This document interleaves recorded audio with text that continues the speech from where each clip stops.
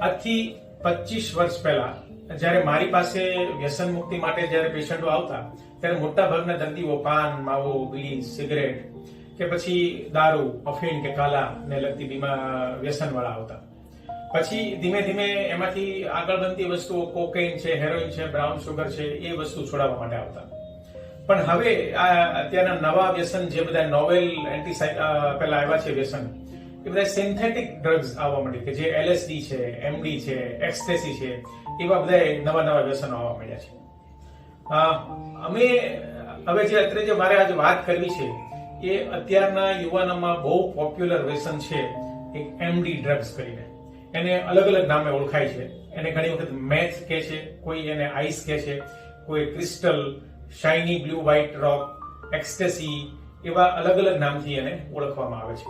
અને આ જે છે એ સાયકોસ્ટિમ્યુલન્ટ ડ્રગ્સ છે.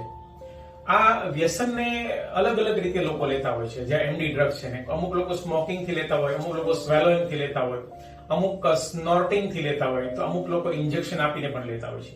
પણ એઝ યુઝ્યુઅલ ગુજરાત છે એટલે અમુક આપણા ગુજરાતમાં જે આ લોકો છે એ ગુટકામાં અને પાન માવામાં નાખીને પણ લેતા હોય છે. હવે વાત કરીએ આ MD ડ્રગ્સ જે છે એ બ્રેઇન ઉપર કઈ રીતે કામ કરે. તો બ્રેઇન ઉપર જે છે એ ન્યુરો સર્કિટ રિવોર્ડ સિસ્ટમ ઉપર કામ કરે. એક સામાન્ય ઉદાહરણ તમને આપું કે આપણું મગજ છે એ માની લો કે એક પ્રકારનું થિયેટર છે અને એમાં આખી ખુરશીઓથી ભરેલું છે. એ ખુરશીઓ જેમ જેમ ભરાતી જાય એમ વ્યક્તિને આનંદ આવતો જાય, ઉત્સાહ આવતો જાય, ખુશી આવતી જાય. હવે આ જે આનંદ, ઉત્સાહ અને ખુશી સામાન્ય રીતે સામાન્ય માણસને શેનાથી આવે?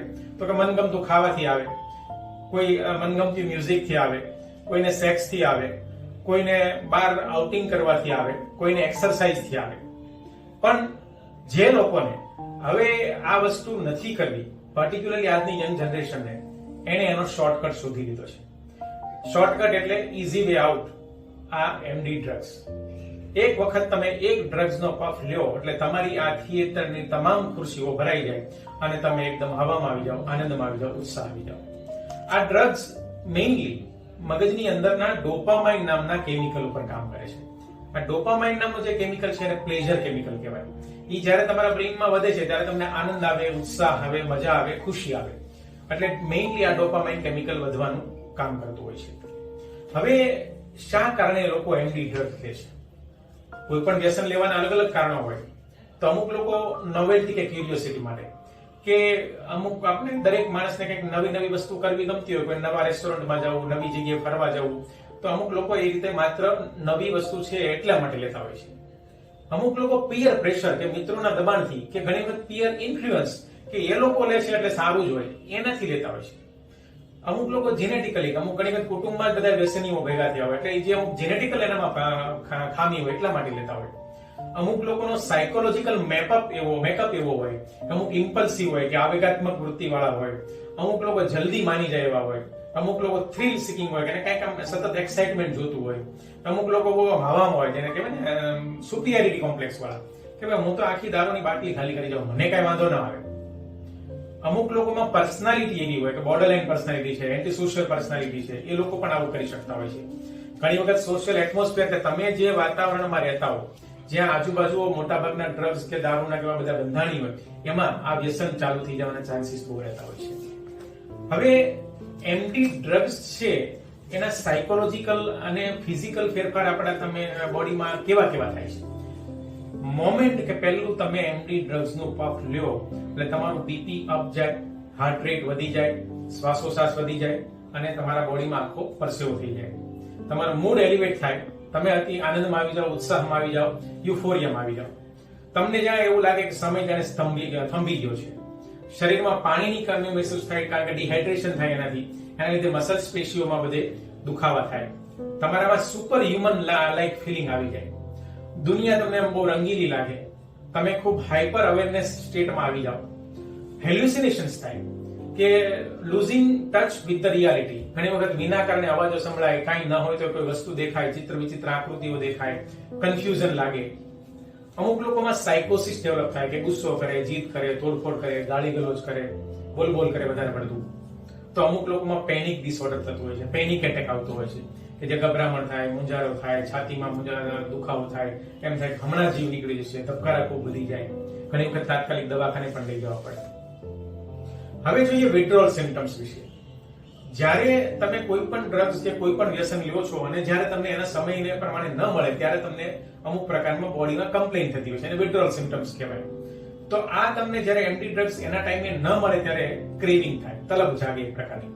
વ્યક્તિ શંકાશીલ થઈ જાય, પેરાનોઇડ થઈ જાય કે મારી પાછળ કોક પડી ગયો છે, મારી પાછળ પોલીસ પડી ગઈ છે, બધા મારી વિરુદ્ધમાં થઈ ગયા છે. કન્ફ્યુઝ લાગે વ્યક્તિ, કોઈ નિર્ણય ના લઈ શકે, પેનિક એટેક આવે, ઘણી વખત સાયકોસિસ થઈ જાય, તોફાન કરે, ગુસ્સો કરે, ડિપ્રેશન, હતાશા અને બેચેની લાગે. વ્યક્તિનો મૂડ વારાઘડીએ સ્વિંગ થાય, ક્યારેક ગુસ્સામાં હોય તો ક્યારેક આનંદમાં હોય તો ક્યારેક ઉત્સાહમાં, ક્યારેક બેચેન લાગે. ધ્યાન કેન્દ્રિત ન કરી શકે, સ્નાયુઓ એકદમ જકડાઈ જાય અને ઊંઘ ન આવે. મોટા ભાગના આ જે વિથડ્રોઅલ સિમ્પટમ છે એ સામાન્ય રીતે એમડી ડ્રગ્સ છોડ્યા પછી 10 દિવસ જેવા રહેતા હોય છે.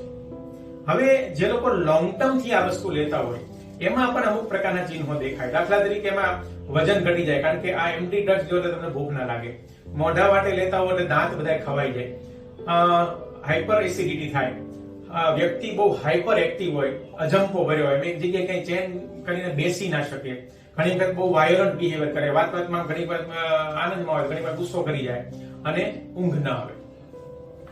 ડ્રગના ઓવરડોઝની વાત કરીએ, ખાસ કરીને આ ડ્રગ્સ પાર્ટીઓમાં બહુ મેટ્રો સિટીમાં લેવાતું હોય તો ઘણી વખત એક વખત ચાલુ કર્યા પછી ક્યાં અટકવું એ ખબર ના પડે અને ઓવરડોઝને લીધે વ્યક્તિને ઘણી વખત હાર્ટ એટેક આવે, બ્રેન સ્ટ્રોક આવે, વાય કે ખેંચ આવી જાય, સાયકોસિસ થાય, ઘણી વખત બધા મલ્ટી ઓર્ગન ફેલ્યોર પણ થઈ શકે અને ડેથ પણ થઈ શકે છે. હવે વાત કરીએ સારવાર વિશે. તો આ એમડી ડ્રગ્સને છોડાવવા માટે શું કરી શકાય? તો એક તો અમે એની સિમ્પટોમેટિક ટ્રીટમેન્ટ્સ કરતા હોઈએ છીએ, જે એની વ્યક્તિની પ્રોબ્લેમ હોય એ પ્રમાણે અમે સારવાર કરતા હોઈએ છીએ. માની લો કે સાયકોસિસ હોય તો એની ટ્રીટમેન્ટ કરીએ, પેનિક ડિસઓર્ડર હોય તો એની ટ્રીટમેન્ટ કરીએ. આ સિવાય સાયકિયાટ્રિસ્ટ મેઇન સારવાર CBT કરતા હોય છે, જે કોગ્નિટિવ બિહેવિયર થેરાપી, કે જેમાં વ્યક્તિના વિચારો, માન્યતાઓ અને એટીટ્યુડને ટ્રીટ કરવામાં આવતું હોય છે. એ સિવાય સાયકોથેરાપી અને કાઉન્સેલિંગથી વ્યક્તિના શું પ્રોબ્લેમ છે, શું ટેન્શન છે, શું ચિંતા છે એ વિશે એની સાથે વાત કરી અને એનું સોલ્યુશન લાવવાની કોશિશ કરતા હોઈએ છીએ. અને જરૂર જણાય તો આવા દર્દીને એડમિટ કરીને પણ સારવાર કરતા હોઈએ છીએ. અને જો અમુક કેસમાં જો આ દર્દી ન છોડી શકે આ બધી સારવાર કર્યા છતાં, તો લોંગ ટર્મ રિહેબિલિટેશન માટે એને રિહેબ સેન્ટરમાં પણ મોકલવો પડતો હોય છે. તો મિત્રો, આ હતી એમડી ડ્રગ્સ વિશેની અને એના વ્યસન છોડાવવા માટેની માહિતી. જો આ વિડીયો તમને ઉપયોગી લાગ્યો હોય તો તમારા અન્ય સોશિયલ મીડિયા એકાઉન્ટમાં લાઈક અને શેર કરવા નમ્ર વિનંતી છે અને મારી મનોચિકિત્સક ચેનલને સબસ્ક્રાઇબ કરવા નમ્ર વિનંતી છે. Thank you.